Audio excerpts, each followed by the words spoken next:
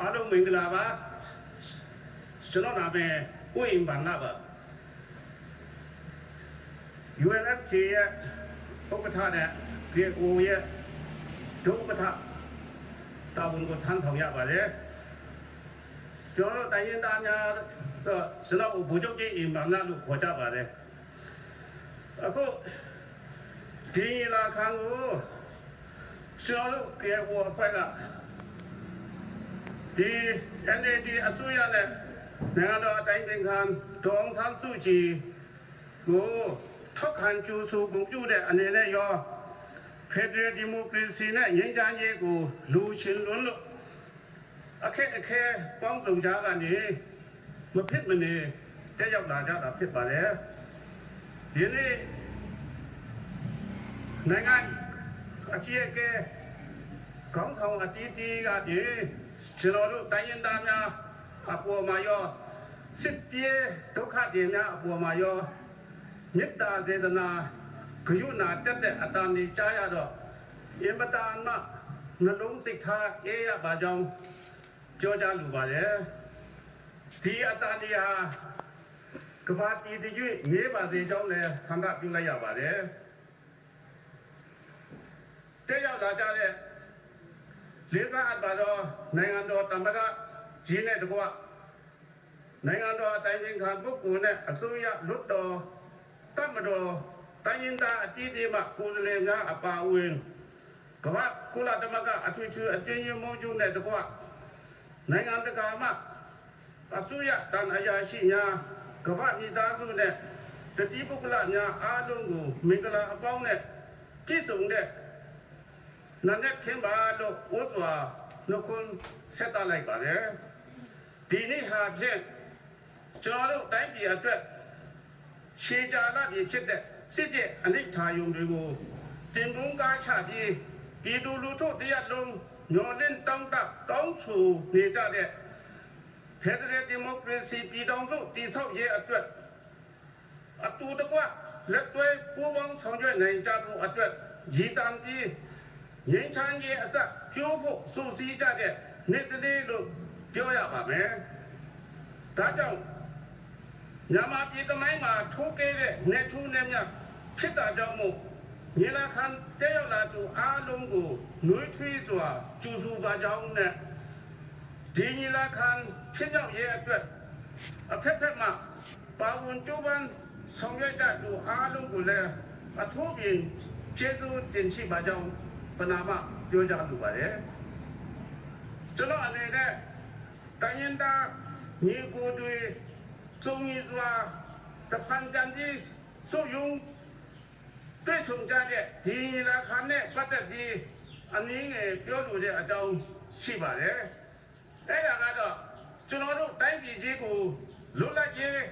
ရရှိအောင်ဆောင်ကျဉ်ပေးခဲ့တဲ့ပင်လုံသဘောတူညီချက်နဲ့ပတ်သက်တဲ့အကြောင်းပဲဖြစ်ပါတယ်ဒီပင်လုံသဘောတူညီချက်ကိုအကြောင်းပြုပြီးခုတခါပြည်တော်တို့ငြိမ်းချမ်းရေးညီလာခံ27ရာစုပင်လုံဆိုပြီးဒီညီလာခံကိုကျင်းပတာဖြစ်တဲ့အတွက်1949ခုနှစ်ကကျွန်တော်တို့တိုင်းပြည်လူလိုက်ရေးကိုဆောင်ကျဉ်ပေးခဲ့တဲ့ပင်လုံသဘောတူညီချက်ကိုအစွဲပြုပြီးဒုတိယအကြိမ်ပင်လုံညီလာခံကိုကျင်းပတယ်လို့ကျွန်တော်ရဲ့စိတ်ထဲမှာခံစားရပါတယ်1949ခုနှစ်ကချုပ်ဆိုခဲ့တဲ့ပင်လုံသဘောတူညီချက်ဟာဟိုတုန်းကရှိခဲ့တဲ့အခြေခံအောက်ကနေဖော်ဆောင်တာဖြစ်တယ်လို့ခုဒီချိန်မှာလည်းမတူကွဲပြားတဲ့အရှင်အနေနဲ့လက်ပြောညီထွေဖြစ်အောင်ဖော်ဆောင်ကျင်းပတယ်လို့နားလည်ပါတယ်ဒါကြောင့်ဟိုတုန်းကထားရှိခဲ့တဲ့ပင်လုံစိတ်ဓာတ်ပင်လုံကတိကဝတ်နဲ့ချုပ်ဆိုခဲ့တဲ့ပင်လုံသဘောတူညီချက်စာချုပ်တွေဟာအားလုံးကမပါဝင်ပြီးသဘောတူညီချမှတ်လက်မှတ်ရေးထိုးထားခြင်းမရှိတော့လေတိုင်းရင်းသားအားလုံးအတွက်ဒီမိုကရေစီရဲ့တန်တူရေးနဲ့ကိုယ်ပိုင်ကြထမ်းခွင့်တို့အတွက်ညှော်လင့်ချက်ထားတယ်လို့ဖက်ဒရယ်ပြည်ထောင်စုကြီးအဖြစ်မဖော်ဆောင်နိုင်တ တဲတာကလွဲရင်လွတ်လပ်တဲ့တိုင်းပြည်တစ်ခုအဖြစ်ကမ္ဘာအနေမှာထေဝါတင့်တယ်စေတဲ့ခေတ္တကိုတော့အားလုံးကငြင်းကွယ်လို့မရတဲ့တပိုင်းမှတ်တိုင်တစ်ခုဖြစ်တယ်ဆိုတာအသိပေးလူပါလေဘိုးတော်ကကျွန်တော်တို့ပြောခဲ့တဲ့ဖက်ဒရယ်ပြည်ထောင်စုဟာသူ့ဖွဲ့ပြီးအဲ့အတူကိုအမြရှင်တွဲနေထိုင်ဖို့ဖြစ်တယ်လို့ပဲအခုကျွန်တော်တို့ပြောတဲ့ဖက်ဒရယ်ဒီမိုကရေစီပြည်ထောင်စုဟာလည်းခွဲထွက်ရေးမဟုတ်ဘူးဆိုတာကိုပြောလို့တယ်တခုပဲပြောလို့တာကတော့တန်တူရီတူအဲ့အတူကိုအမြရှင်တွဲနေထိုင်နိုင်ဖို့တယောက်နဲ့တယောက်လူမျိုးတစ်မျိုးနဲ့တစ်မျိုးဘယ်လိုအတန်အတိ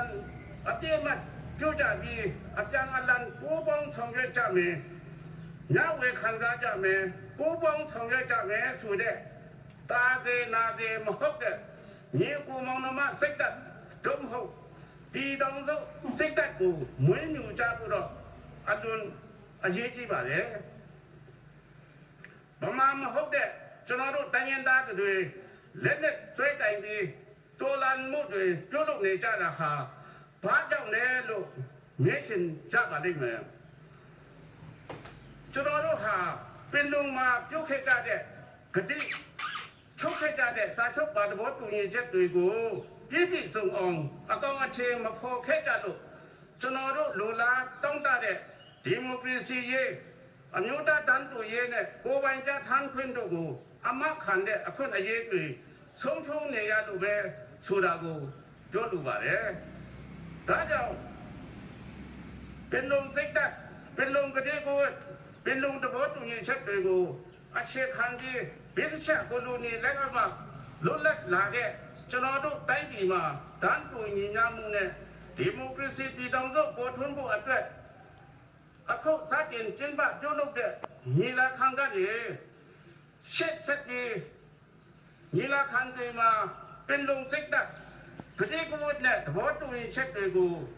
ရုပ်ရပြည့်ရတင်းဆောင်မဲမင်စေခြင်းအလျင်းမရှိစေပဲအထူးတတိချက်ပြီးဆွေးနွေးညှိနှိုင်းဆုံးဖြတ်ချက်ချမှတ်အကောင်အထည်ဖော်ဆောင်ကြဖို့အလွန်အရေးကြီးပါတယ်။တိုင်းပြည်ရဲ့အနာဂတ်ရေးကိုဆောင်ရွက်ကြတဲ့နေရာမှာစစ်ချေတိခံခြင်းသဘောထားကြည်ခြင်းနားလည်မှုရှိခြင်းယုံကြည်မှုရှိခြင်းနဲ့ခွင့်လွှတ်တတ်ခြင်းတို့ကိုအခြေခံဖို့လည်းအရေးကြီးပါတယ်ကျွန်တော်တို့အားလုံးဟာမတူကွဲပြားတဲ့တမိုင်းအခြေခံယဉ်ကျေးမှုတလက်ထုံတန်ယုံကြည်ကိုးကွယ်မှုနဲ့ဘာသာစကားတွေကနေလာကြတာဖြစ်တဲ့အတွက်အပေါ်ကပြောခဲ့တဲ့စိတ်ချတိခံမှုသဘောထားကြည်မှုယုံကြည်မှုနဲ့အပြန်အလှန်အကျင့်မှကျိုးမှုတွေဟာမရှိမဖြစ်လိုအပ်မှာဖြစ်ပါရဲ့ဒီအချင်းဟာတရားဇာတဟောကြွယ်ဝပါခြင်းနဲ့ဆင်းရဲမွဲတေနေတဲ့ကျွန်တော်တို့တိုင်းပြည်ရဲ့အနာဂတ်အတွက်အခုတကွအာကျူမန်တဲ့ဥပအောင်ဆောင်ရွက်ကြဖို့အစိုးရလူတွေဒီလို့ကျွန်တော်အနေနဲ့ကြပြားတွေစားတွေတီကာပတ်ကုန်းပြောမနေပဲရိုးရှင်းစွာလူရင်းတူရှင်းပဲပြောလိုပါလေဒီနေရာမှာပြောလိုတာကတော့အားလုံးတန်တူရည်တူအခြေခံအောက်မှာ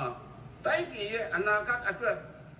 ညီနိုင်အခြေချာဆွေးနွေးကြဖို့နဲ့ဒီလူထုတရားလုံး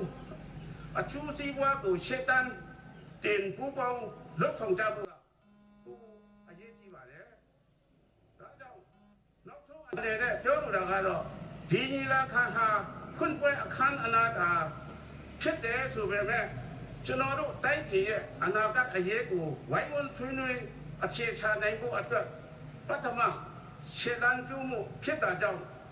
နောင်အဆက်ဆက်ပြုလုပ်ကျင်းပမယ့်ညီလာခံတွေအတွက်တေချာဆက်သက်စေဖို့ခင်းကျင်းပေးတဲ့